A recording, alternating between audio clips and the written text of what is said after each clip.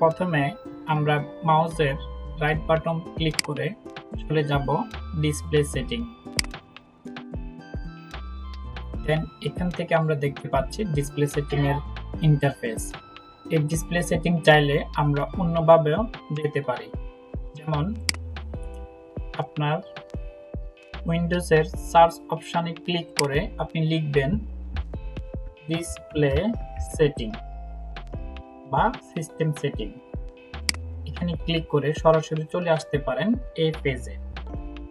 এই ইন্টারফেসে আসার পর আপনি যদি একটু নিচের দিকে আসেন, আপনি দেখতে পাবেন মাল্টিপল ডিসপ্লে। এই মাল্টিপল ডিসপ্লে অপশনে ক্লিক করার পরে আপনি এই অপশনগুলো দেখতে পাবেন। প্রথমে আছে ডুপ্লিকেট দিস ডিসপ্লে। এই অপশনটি যদি আপনি চালু করেন তাহলে আপনি দুই মনিটর একই স্ক্রিনে দেখতে পাবেন। এক্সটেন্ড দিস ডিসপ্লে, এই অপশনটি যদি চালু করেন আপনি দুই মনিটর আলাদা আলাদাভাবে কাজ করতে পারবেন। শো অনলি ওয়ান অন, এই অপশন যদি চালু করেন আপনি একটি মনিটরে কাজ করতে পারবেন। শো অনলি অন টু, যদি এই অপশন চালু করেন আপনি সেকেন্ড মনিটরে কাজ করতে পারবেন।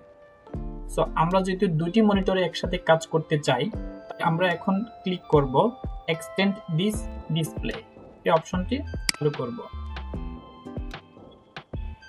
দিস ডিসপ্লে সেটিং, হ্যাঁ এটা কি আপনি করতে চান? Yes, keep change. দেন আমি উপরে দেখতে পাচ্ছি আমার এখানে দুটি মনিটর শো করছে, 1 এবং 2। আমরা চাইলে কোনটিকে মেইন মনিটর আর কোনটিকে সেকেন্ড মনিটর হিসেবে রাখতে চাই সেটা চাইলে এখান থেকে আমরা আইডেন্টিফাই করতে পারি। যেমন আমি এখানে আমার 1 নাম্বার মনিটর হচ্ছে ল্যাপটপ, 2 নাম্বার হচ্ছে আমার এক্সট্রা মনিটর। তো আমি চাইলে এটাকে চেঞ্জ করতে পারি, বাট আমি এটা হচ্ছে ইউজার উপর ডিপেন্ড করে, যে যেভাবে ইউজ করতে চায়।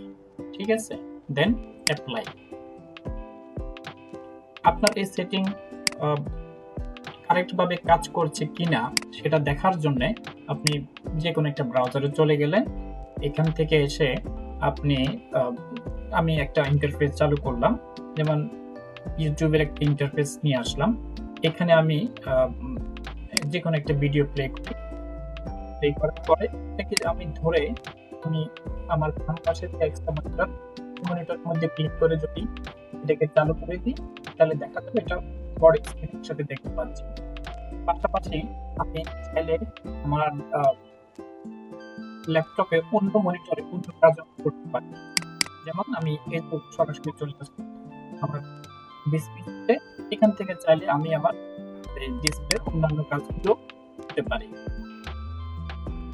আপনি চাইলে এভাবে কাজগুলো করতে পারেন।